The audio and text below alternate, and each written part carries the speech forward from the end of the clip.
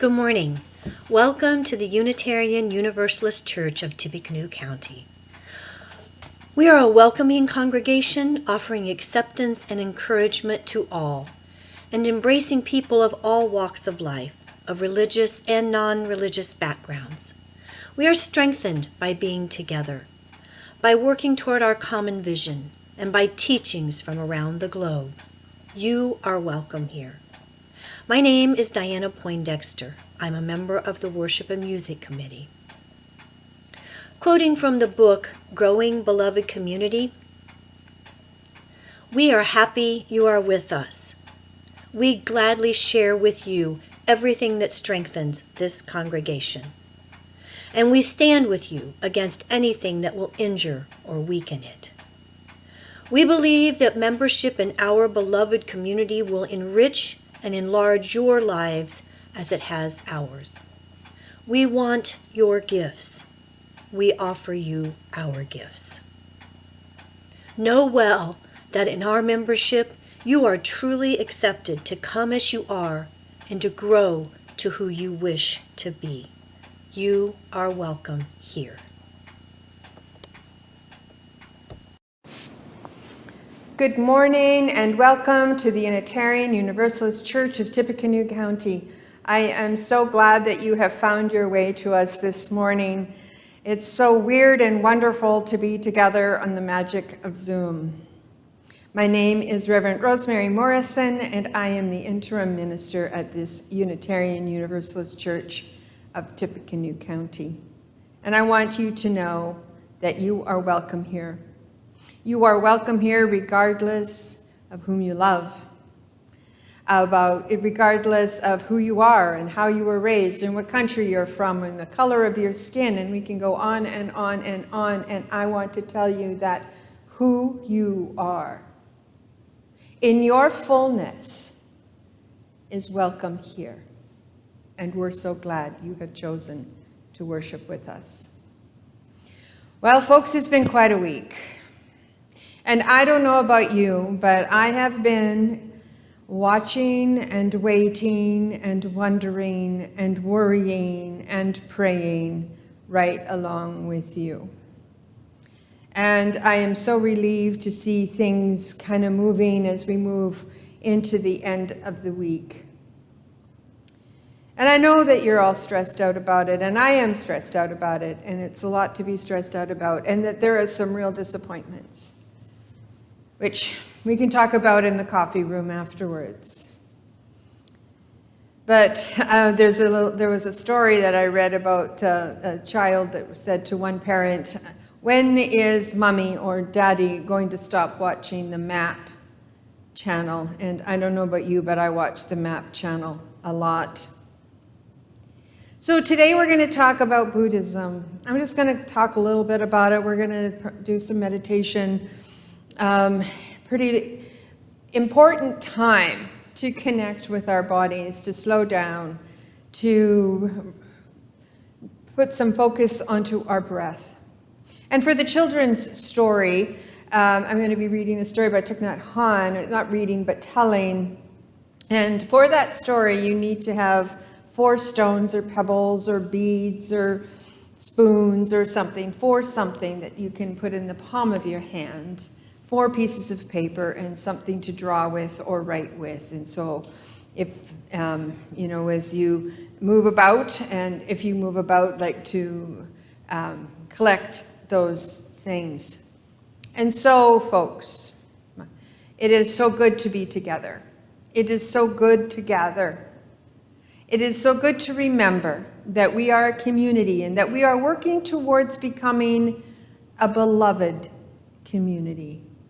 So come, let us worship together in this place and at this time with our hearts open and our minds open and our eyes ready to accept beauty. Come, let us worship together.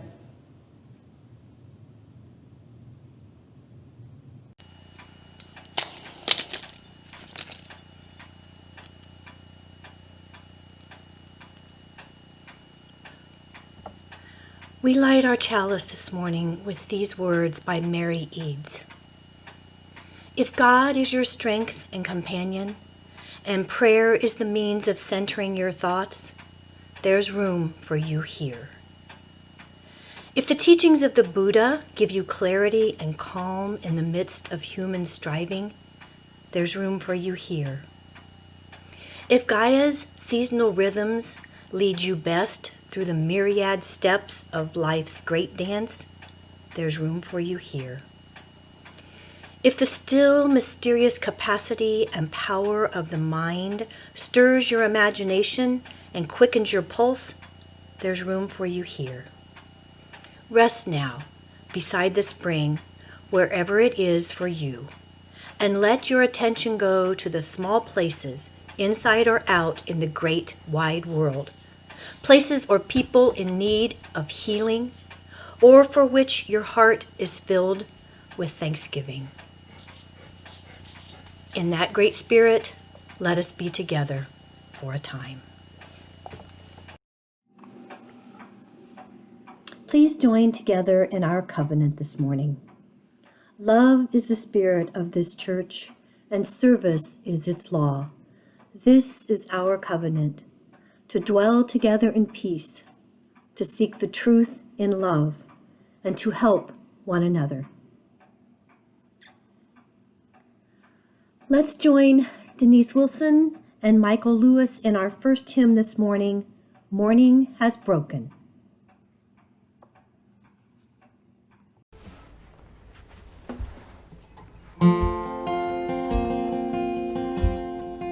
Morning has broken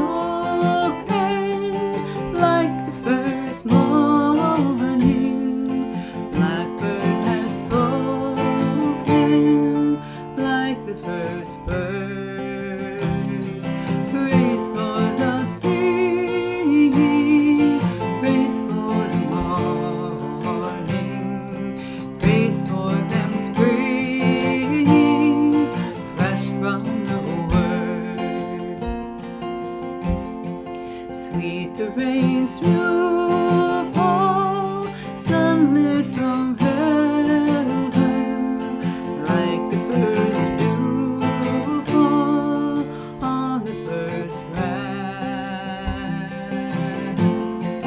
Praise for the sweetness of this wet garden, sprung in completeness, where God's feet pass. Mine is the sunlight, mine is the morning, born of the one light, even so plain.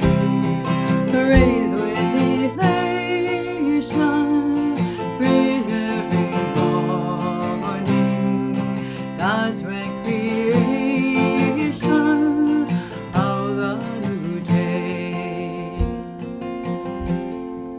Morning has broken like the first morning. Blackbird has spoken like the first bird. Praise for the singing, praise for the morning, praise for them springing fresh from the world.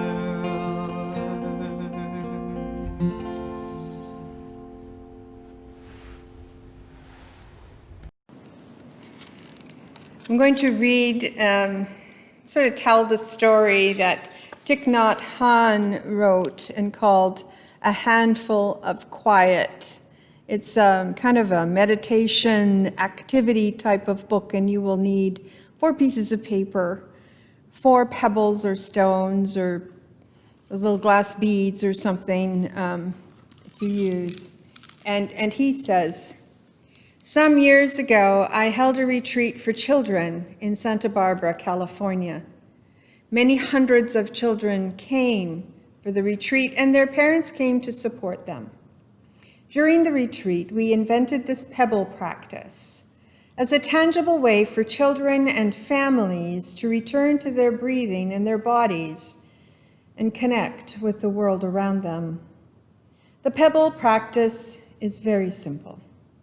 It's a little meditation you can do anywhere or anytime. And he's instructing children to meditate is to think quietly about something.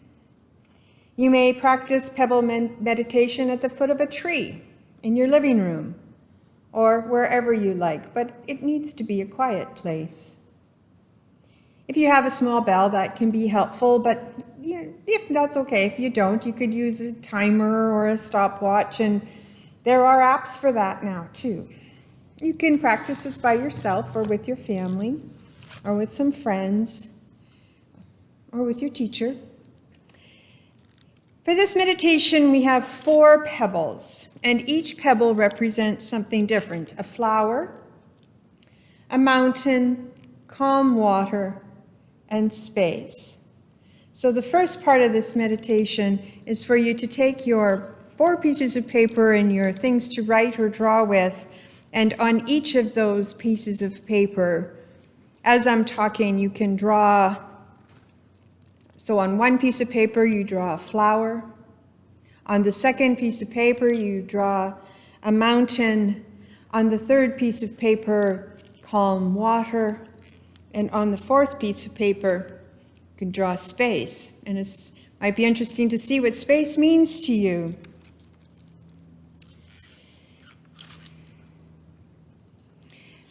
He talks about the flower.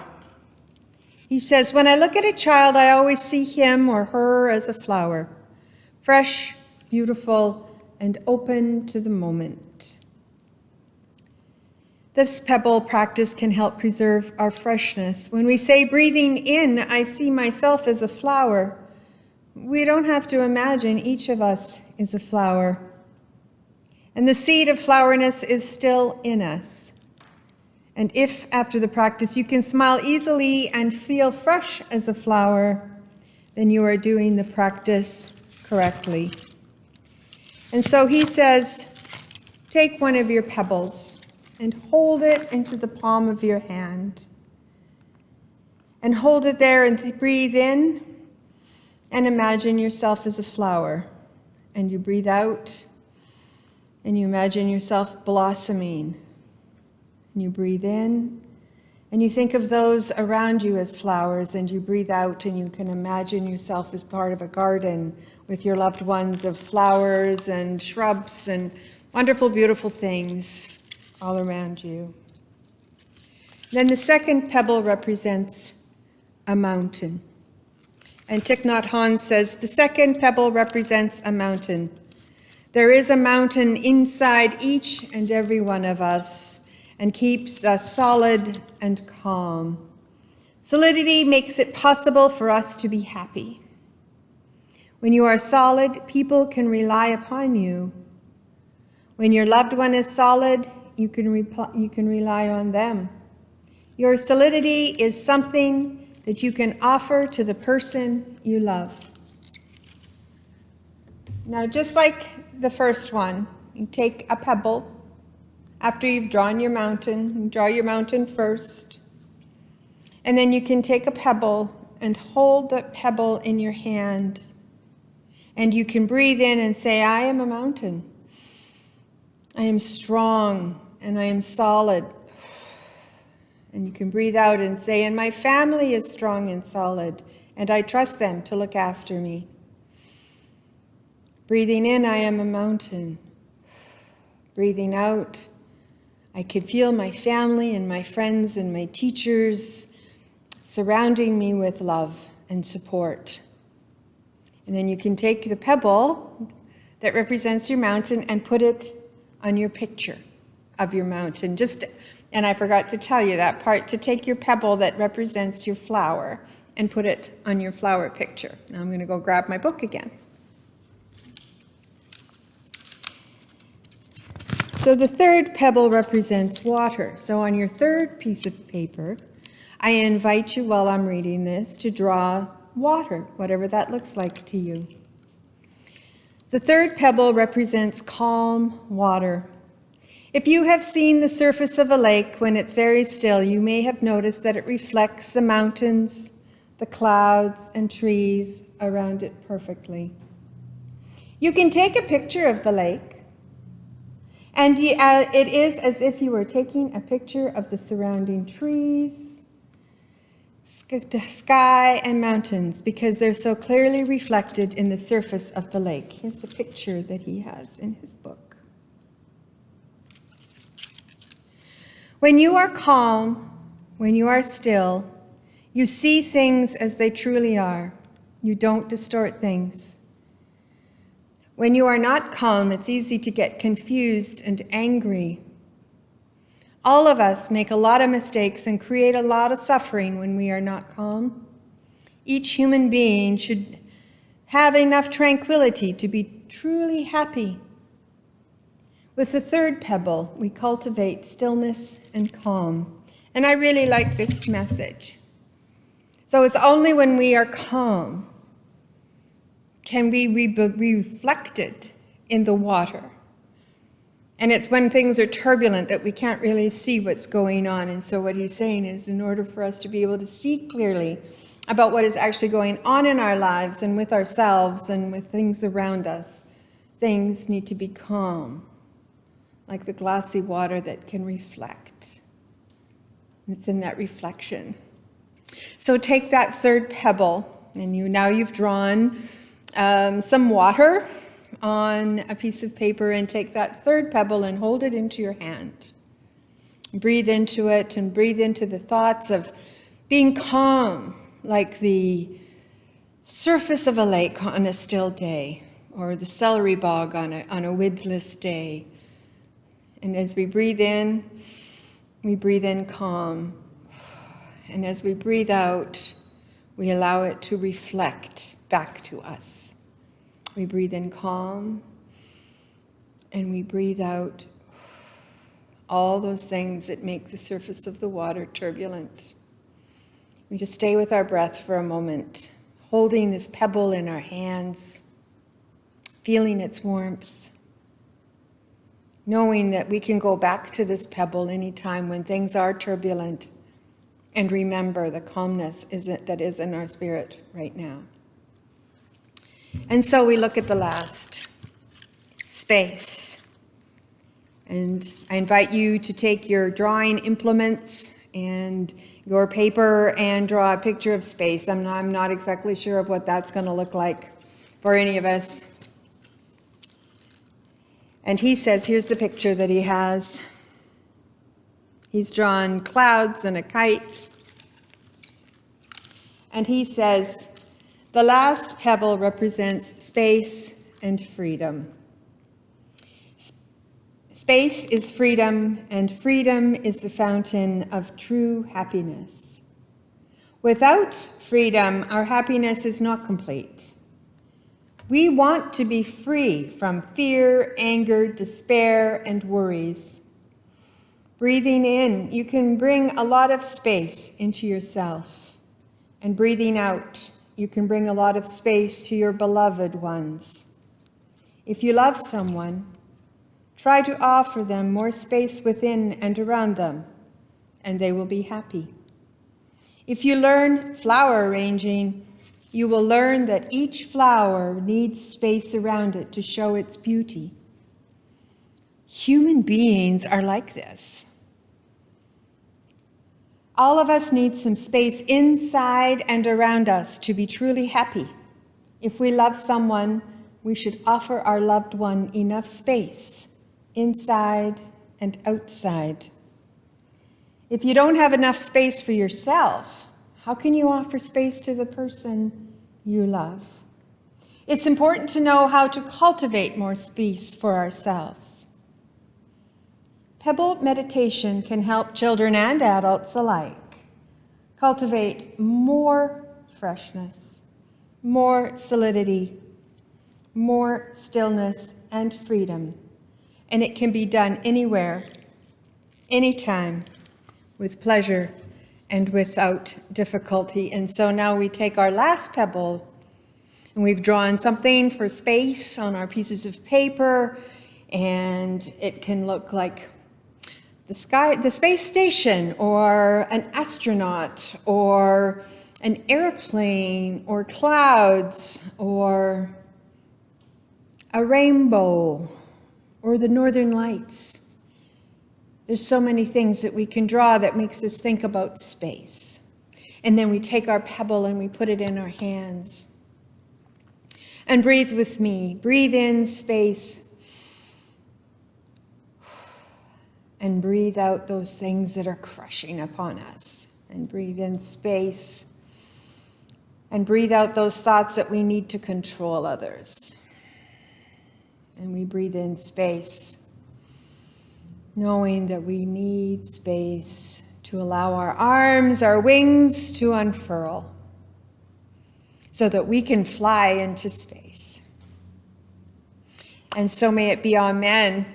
And I hope that you keep your drawings and your pebbles and return to them once in a while until they feel like clutter, and then get rid of them. And because we all need space and we need to get rid of the clutter. And I hope you had fun with this little story, activity by Thich Nhat. Hello, my name is Hillary Noel. I've been attending UUCTC for a couple of years now. I believe I signed the membership book in 2018. And the real catalyst for coming on a regular basis and eventually becoming a member was the birth of my second child. I saw a need in my family to be a part of a structured community that shared my values. I grew up going to Catholic school all the way through high school, and I went to Catholic church. So I got to see the benefits of a religious community in a person's childhood. And I want that for my own children, but not necessarily with the Catholic values. So enter Unitarian Universalism. And here at our church, I found many people who share the same principles as me. Those main 7, 8 principles. And not only do these people share these ideologies, but they back them up with their actions. And that's what really sold me on this church, is going through Lafayette and seeing these names popping up in all of these different places, like in different racial justice places or women's voting places or at protests that mattered, those kinds of things. To me, it's really important to truly stand in your ideas and support them. So I think as long as that keeps happening, I'm always going to be here. And I'm very grateful to be a part of this community. I'm grateful that I get to call these community members my friends, and they're basically my family. So for that, I'm so grateful. Thanks for listening to my testimonial, and I hope you all have a wonderful week.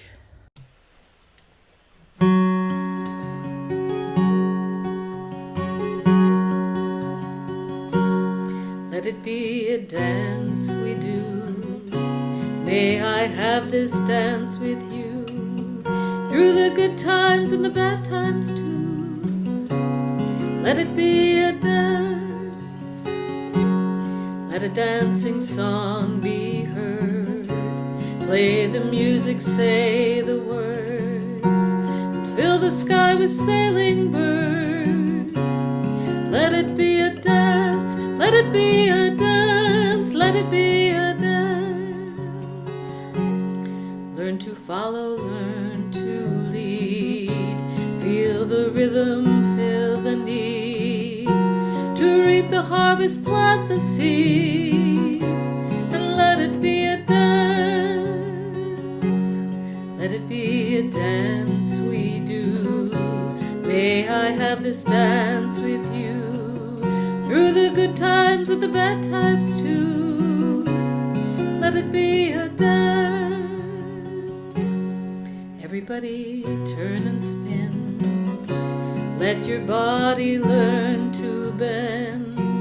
And like a willow with the wind, let it be a dance. Let it be a dance. Let it be a dance. A child is born, the old must die. time for joy, a time to cry.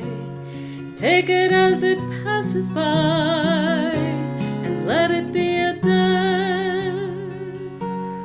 Let it be a dance we do. May I have this dance with you, through the good times and the bad times too. Let it be a dance. Morning stars come out at night.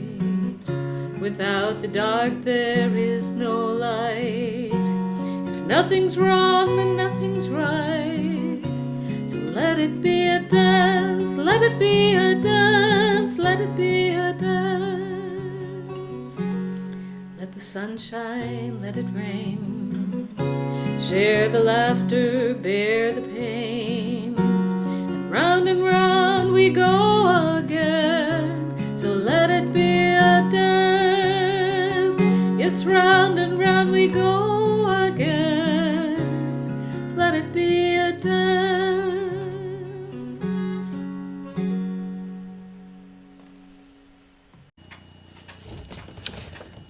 One thing that we miss about being in our actual physical church building is passing the offertory bowls among us. During this service, you can donate to the church using the Square website, and the link is posted in the chat window. The total given each Sunday at this website is divided between the church and our Change for Change recipient. For November and December, the recipient is Family Promise, an organization that provides shelter, food, transportation, and case management to families experiencing a housing crisis. Outside of service, pledge donations can be made on our home page. Click on the Give button in the upper right corner. Donations may be designated to go to our annual pledge or to the general offering, and you may also mail checks to the church. Your gifts are accepted with gratitude. Thank you.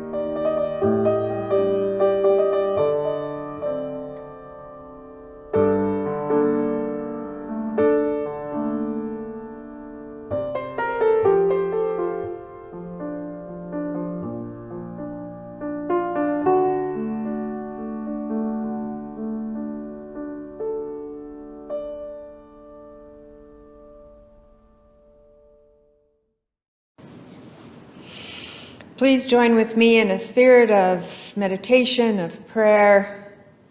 And as we do that, as we prepare for this time of meditation, I invite you, if you so desire, to feel the floor under your feet, to feel the breath coming in and out of your body, to feel the chair supporting you where you sit or where you lie. or where you stand, feel whatever it is that is supporting you. We are grateful for this day, for this amazing, wonderful, beautiful weather, for the music and the words that liberate and sustain us. Holy One, we are worried about what is going to come.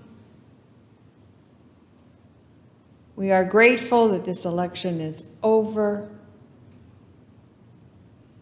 and that we pray for a peaceful transfer of power, and that there will be peace on the streets.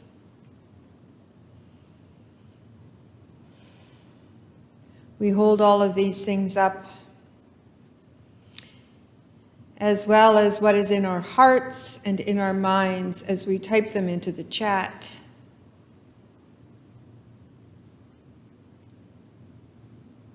And feel the breath coming in and out of our bodies. As we breathe in all that sustains us. And as we breathe out, we let go of all that we know that no longer serves us. And as we continue to notice the breath going in and out of our bodies, and as we continue to lift up our own prayers, typing them into the chat, and responding to those prayers, I invite you to listen now to Jess Huteman in singing Metta Meditation, May I Be Filled with Loving Kindness. Continue on listening to this in the spirit of prayer. May I be filled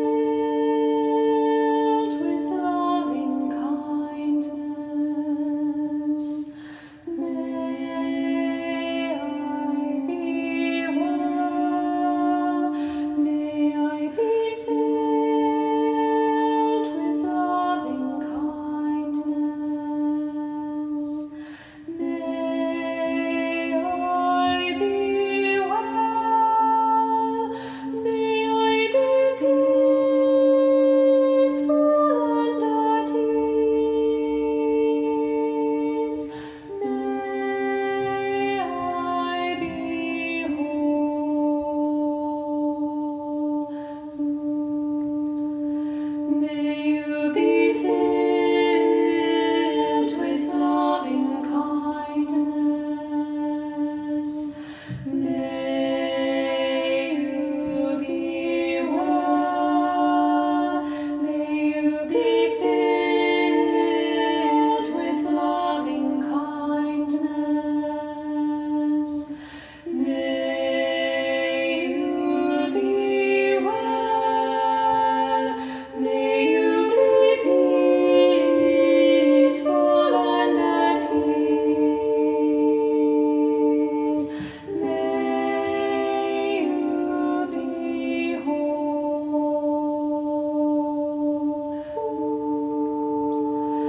May we be filled with loving kindness.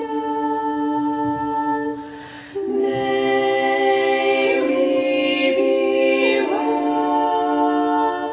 May we be filled with loving kindness. May we be well. May we be peaceful and at ease. May we be whole.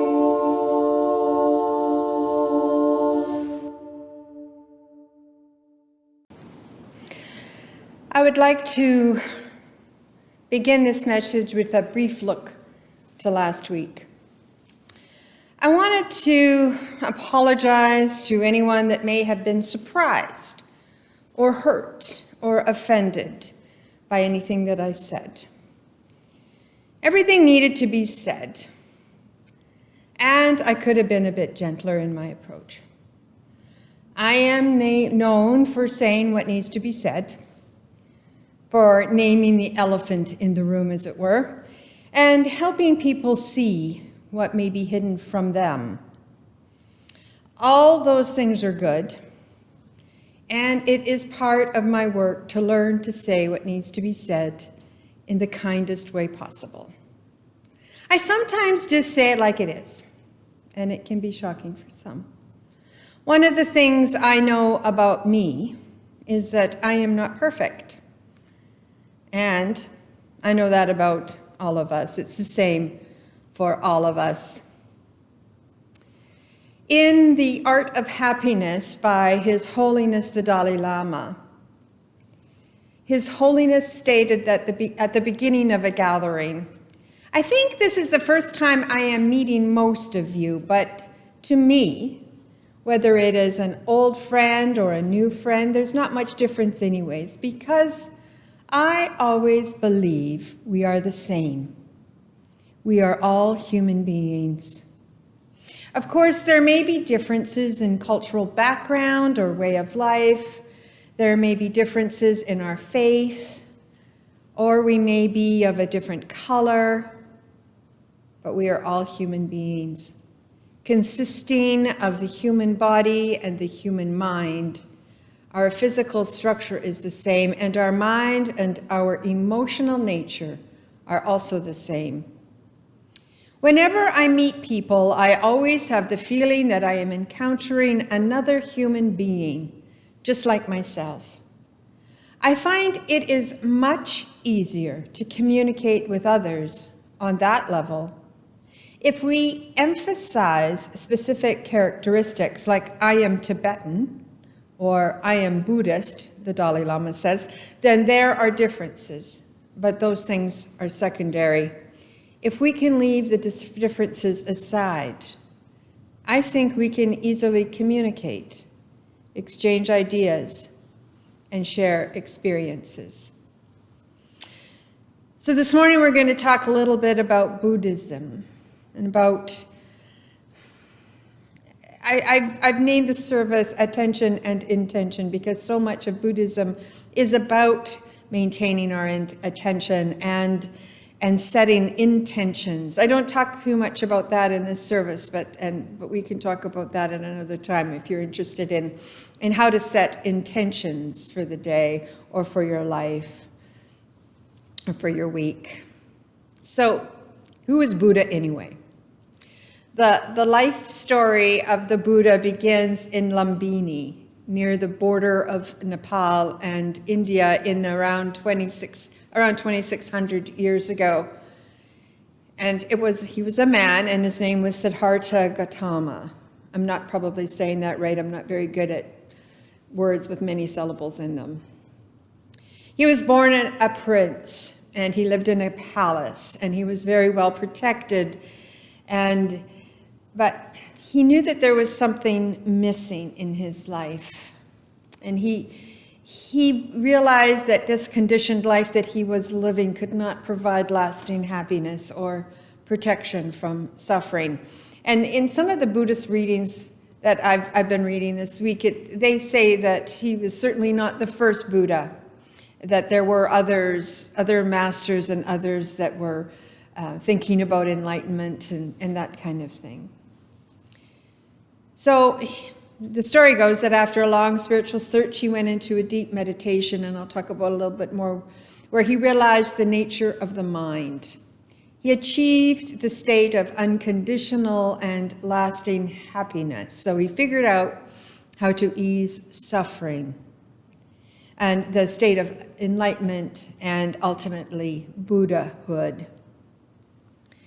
This state of mind is free from disturbing emotions and expresses itself through fearlessness, joy, and active compassion. I don't know about you, but those are the kinds of things that I want in my life. For the rest of his life, the Buddha taught anyone who asked how they could reach the same state. In the time that Buddha was living, India was a very open spiritual place, so people were doing all kinds of different things. It would be interesting to discover and to study India at the time at 2,600 years ago and what kinds of different beliefs were going on at the time. Just like I found it extremely interesting to study Judaism around the time of around 2,000 years ago, or they studied the Middle East and all of the different religious sects, sects, that were happening at that time. Every major philosophical view was present in society, and people expected spirituality to influence their daily lives in positive ways.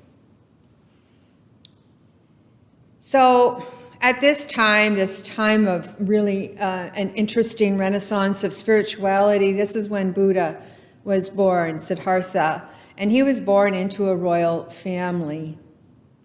He was extremely intelligent and he was compassionate. They say he was strong, tall, and handsome, and his family belonged to the warrior caste. It was thought that he would become a great king or a great spiritual leader. And his parents really cloistered him. They didn't allow him out of the palace. His entire life until he was older he was kept in the palace. And they did not want Siddhartha to see anything unsatisfactory. And they didn't want him to see any nature of suffering. So they gave him everything, every kind of pleasure.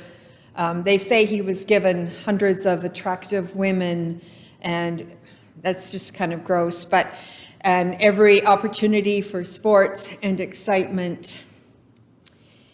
And he completely mastered combat training and winning archery contests, that kind of thing. So, but by the time he was 29, he was kind of beginning to understand that this way of being protected, but this way of not having any experiences other than pleasurable ones, was not reality. He was allowed out. He finally went out when he was 29, and he saw someone that was sick. I think he did start sneaking out of the palace, it is said. Of course, this was 2,600 years ago, and so who knows exactly what happened. So he saw someone on this day that he got out of the palace and saw that they were sick.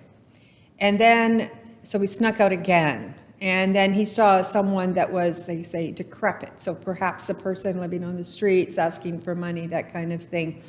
And then on his third outing, he saw for the first time in his life a dead person. And it was really the first time in his life that he discovered that people actually died.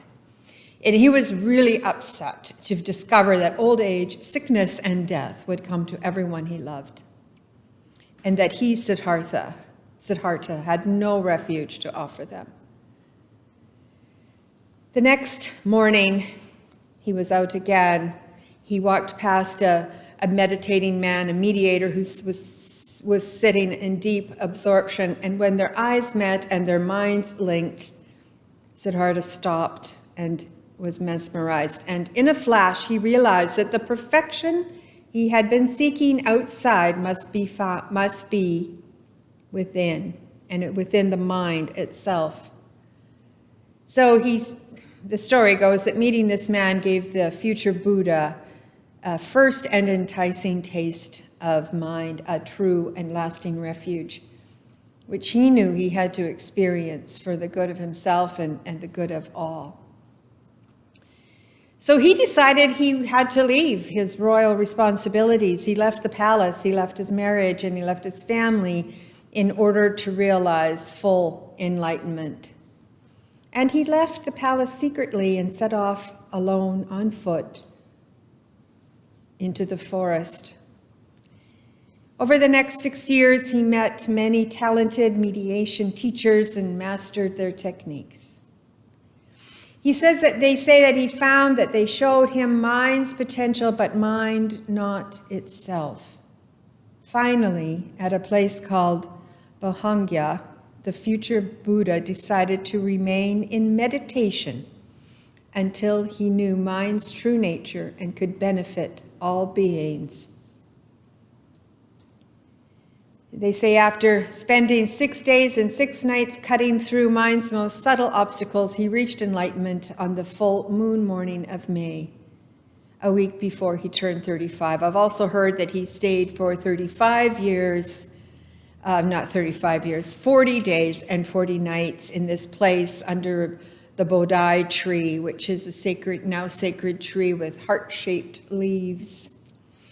Lots of different ways of telling this story.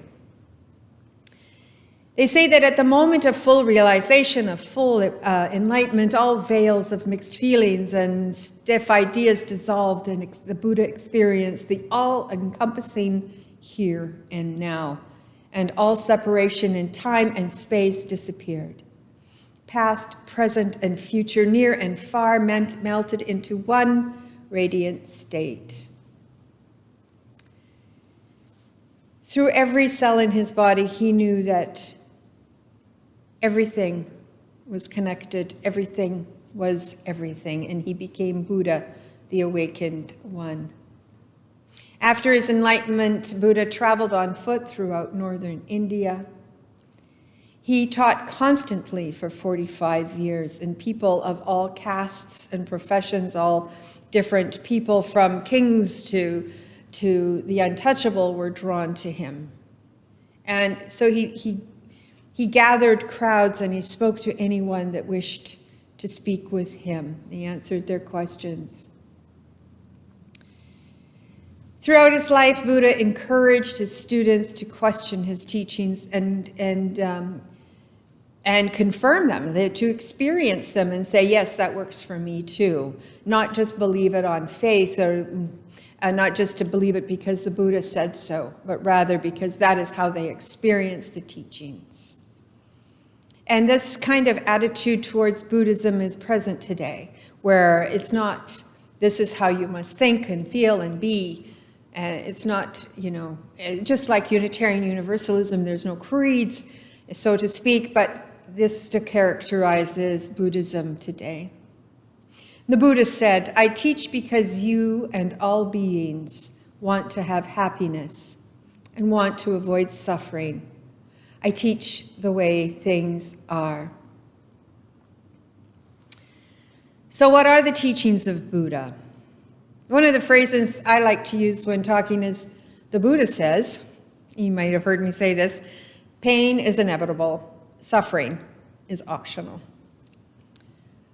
What I like about this is that none of us gets through our lives without experiencing pain and suffering. It takes a very evolved person to be able to experience emotional and/or physical pain and not suffer. The teachings of Buddha are aimed toward enlightenment, the attainment of non-attachment. Non-attachment does not mean we hold people at arm's length. Far from it. It allows us to love more freely. Maybe it's sort of like using a helmet and elbow pads and wrist guards when you're doing inline skating. You feel a little freer to just go for it. You know that you've got some protection. The teachings of Buddha are called Dharma teachings. He wrote a lot, and scholars have been trying to learn from and interpret them through the ages. We've had 2,600 years to look at his writings. One of the main things about Buddhism is for us to learn about ourselves. There are so many exercises and quizzes out there that help us learn about who we are so that we can understand ourselves, and most of these things are short-lived. The teachings of Buddha and the practice of meditation, when put into practice, do what we're all trying to do. Figure this stuff out. Who am I? What makes me tick? What are my triggers? Where did they come from? Sitting in meditation alone or in a group or sangha can help us answer these questions. Often sanghas have teachers or experts or masters that have studied under other masters. There are a couple of meditation groups that meet here at UUCTC. However, they don't have any Buddhist masters. There's none living here, apparently, and sometimes they come in from Indianapolis to do teaching, so not right now, of course, but watch for this post-COVID if you're interested.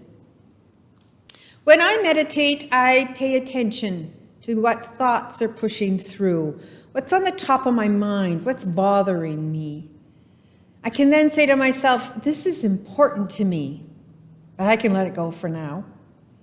Deeper in, sometimes we begin to discover those sticky places, those things that really bother us, that don't let us go, and there are practices to help us deal with those. So the main teachings of Buddhism are the Four Noble Truths and the Eightfold Path. The Four Noble Truths are the truth of suffering, the truth of the cause of suffering, the truth of the end of suffering, and the truth of the path that ends, and the truth of the path that leads to the end of suffering. When thinking about how to end our suffering, we must confront our own sense of I, our ego, as it were, and come into alignment with all things. We have to lose our sense of importance, in other words. Buddhism suggests that studying the Dharma and the Eightfold Path is the way to alleviate suffering. The Dharma can be thought of as a wheel with a wheel with 8 spokes, and each spoke representing one of the noble paths. These paths are right view, right thought, right speech, right action, right livelihood, right effort, right mindfulness, and right concentration.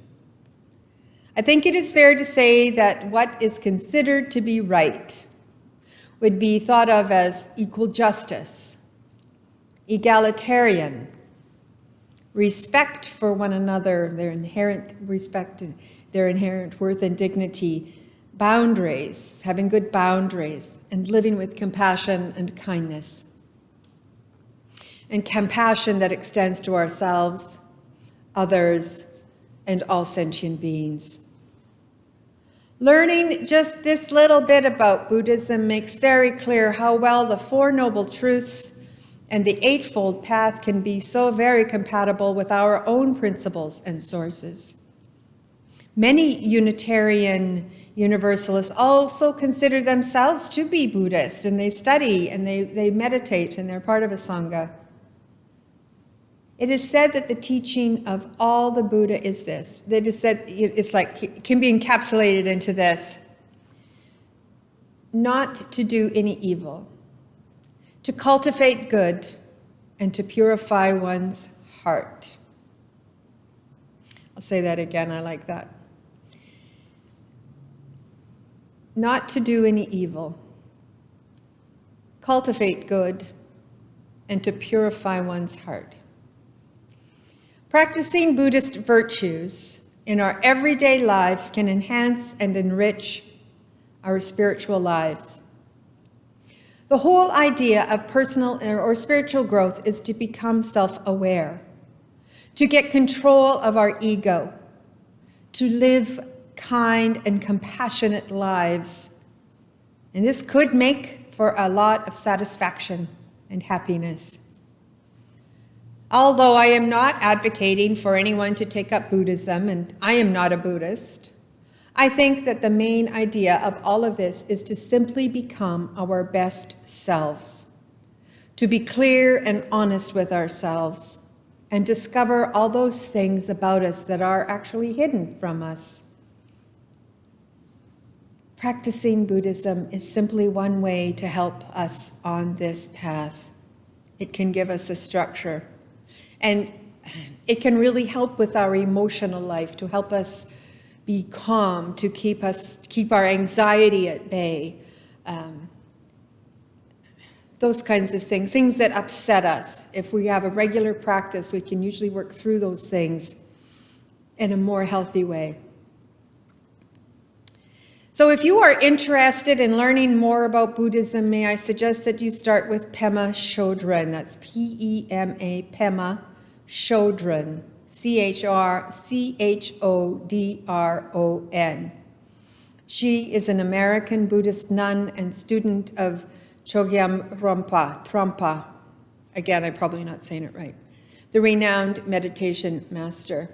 She has many published books, and you can find her quite easily.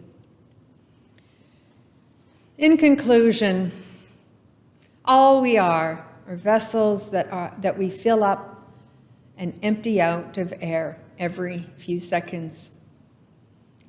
As we pay attention to the workings of our mind and our breath, we can increase our awareness, learn how to become kind, and fill ourselves with compassion. All very worthy endeavors indeed. And so one last time, I invite you to focus on your breath, to still your body, quiet your mind. And each time your mind wanders, just gently bring it back. Label it. I was thinking. Oh, worry. Just label it. And let it go. I invite you to do this for just a couple of breaths.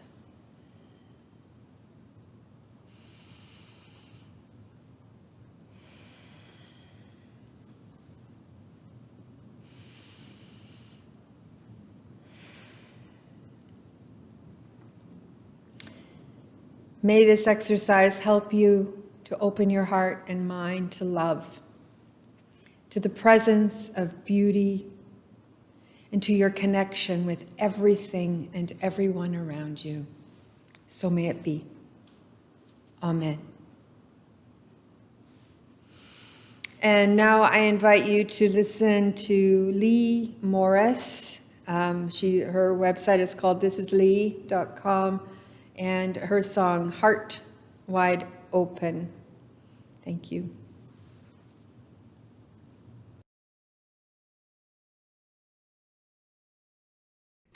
Keep your heart wide open, though the waves wanna push you around. You've got to keep your heart wide open till your faith brings you back to solid ground. I'm gonna keep your heart. I'm gonna keep wide open. I'm gonna keep my heart wide open. Though the waves want to push you around. Though the waves want to push me around. I'm gonna keep your heart. I'm gonna keep wide open. I'm gonna keep my heart wide open until my faith brings me back to solid ground. Until my faith brings me back to solid ground. I'm gonna keep your heart. I'm gonna keep wide open. I'm gonna keep my heart wide open. Though the waves want to push around. Though the waves want to push me around. I'm gonna keep your heart. I'm gonna keep wide open. I'm gonna keep my heart wide open till my faith brings me back to solid ground. Till my faith brings me back to solid ground.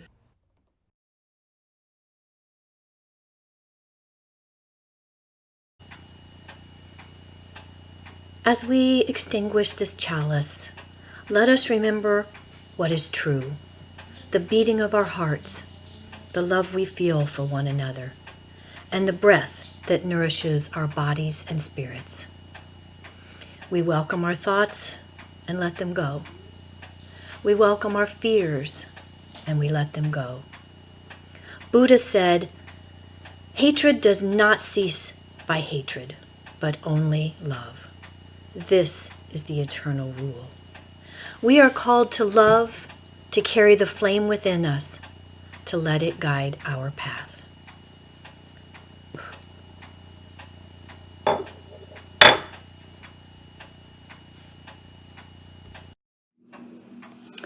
Before Reverend Rosemary shares the benediction, I have a couple of reminders. Religious Exploration meets via Zoom from 9 to 9:45 a.m. for RE and between 1 and 3 p.m. for youth. Please stay online and join our welcome and coffee time for fellowship, conversation, and to give a special welcome to newcomers and guests. See you there. Thank you. I would like to offer my thanks to everyone that participated in this service and that offered their skills and talents and their words and their music. I am so grateful to each and every one of you. Our benediction this morning is from the Talmud. Do not be daunted by the enormity of the world's grief. Do justly now. Love mercy now. Walk humbly now. You are not obligated to complete the work, but neither are you free to abandon it. So go in peace, gentle people. Go in peace. Amen.